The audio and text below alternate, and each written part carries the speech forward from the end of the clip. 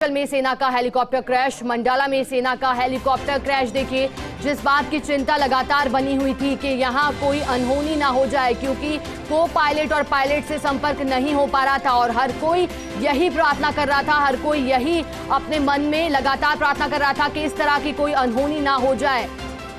लगातार यही आशंका बनी थी कि कहीं हेलीकॉप्टर क्रैश ना हुआ हो, लेकिन सबसे पहले जो वजह सामने आ रही थी वो यही, हर कोई कयास लगा रहा था कि हो सकता है मौसम खराबी के चलते संपर्क नहीं हो पा रहा हो। लेकिन जो अब बात सामने आई है कि हेलीकॉप्टर क्रैश हुआ है, सुबह करीब 9:15 पर ATC से संपर्क टूटा था।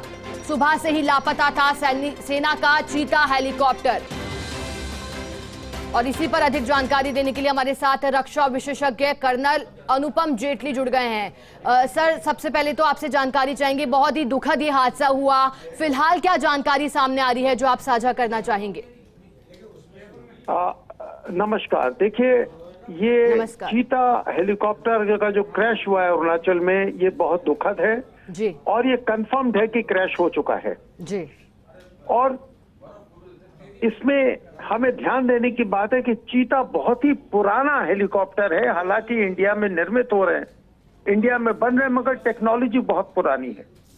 और नॉर्थ ईस्ट के जितने भी स्टेट हैं, वहां पर पहाड़ियां इतनी ज्यादा हैं कि अगर बादल जल्दी आ जाएं तो उसके बाद हेलीकॉप्टर पायलट को देखकर आगे बढ़ना बहुत मुश्किल है।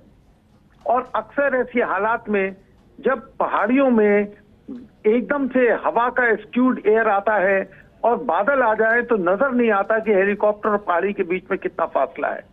और थोड़ी भी अगर टेक्निकल कोई ग्लिच हो हेलीकॉप्टर में तो उसका गिरना जरूरी है, चाहे ये टेक्निकल ग्लिच थी या पायलट की ट्रेनिंग में दिक्कत थी, ये एक इंक्वायरी के बाद ही पता लगेगा। मगर बहुत दुखद बात है कि हेलीकॉप्टर का क्रैश हुआ और जिंदगी खराब हुई। ये मेरे ख्याल मिगिंग के आसपास हुआ है, जो टूटिंग से तकरीबन 25 किलोमीटर दूर है। जी सर, आपसे एक और सवाल, क्योंकि जैसा आपने भी प्रश्न उठाया है कि जो चीता हेलीकॉप्टर यहाँ क्रैश हुआ है उसका जो निर्माण है, आपने कहा कि टेक्नोलॉजी काफी पुरानी है। सर, ये पहली बार नहीं है जब इस तरह से कोई दुखद घटना में किसी पायलट और को पायलट ने अपनी जान गंवाई हो। सर, क्या लगता है किस तरह के प्रयास किए जा सकते हैं ताकि आने वाले समय में इस तरह की घटनाएं ना हो? हालांकि यहाँ वजह भी साफ नहीं हुई है, जैसा आप भी कह रहे हैं। देखिए, हमारा देश लगातार तरक्की कर रहा है।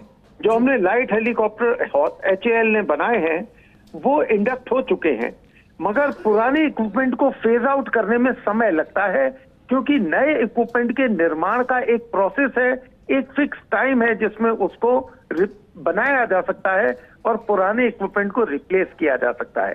तो मुझे उम्मीद है कि बहुत जल्द जो पुराने इक्विपमेंट है उनको ऑब्सोलीट करके बाहर निकाला जाएगा और नए इक्विपमेंट को लगाया जाएगा।